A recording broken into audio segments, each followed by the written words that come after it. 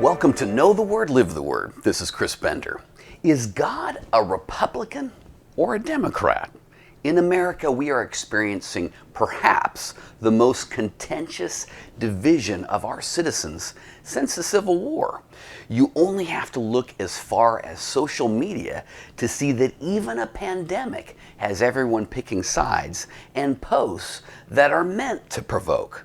So since God is not a registered voter, can we determine if he'd vote Republican or Democrat?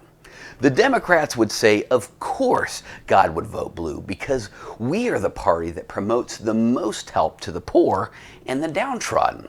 These verses tell it all, don't they? Need we say any more? The Republicans will say, whoa, wait a minute. Democrats promote morals that God speaks adamantly against. They don't recognize that life begins at conception and is treasured until the last breath. And they ignore the teaching that God's gift of sex is only to be exercised in marriage between a man and a woman. So that settles it. God would certainly vote red. But what about the Democrats that recognize God's design for marriage and view life as beginning at conception and precious to the very end?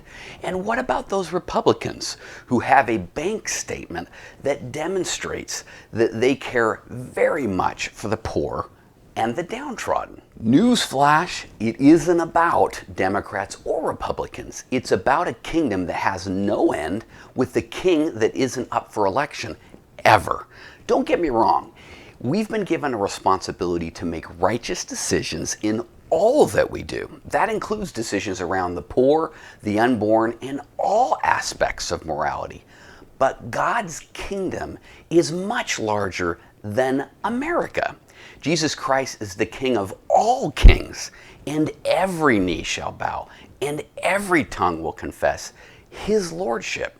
God is calling us to respect and pray for our leaders, whether they be wise or foolish. But we are not to obey them when they command us to disobey God.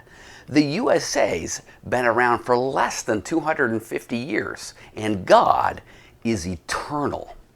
Jesus is the vine that brings us life, and those of us who choose life in him are the branches. We cannot please God without following Jesus Christ. So rather than focusing on how we can represent a donkey or elephant, let's focus on how we can serve the Lamb of God, who is eternal and who emptied himself to suffer on a cross so that he would bring salvation to those who don't deserve it, us. So long live King Jesus. In fact, forever.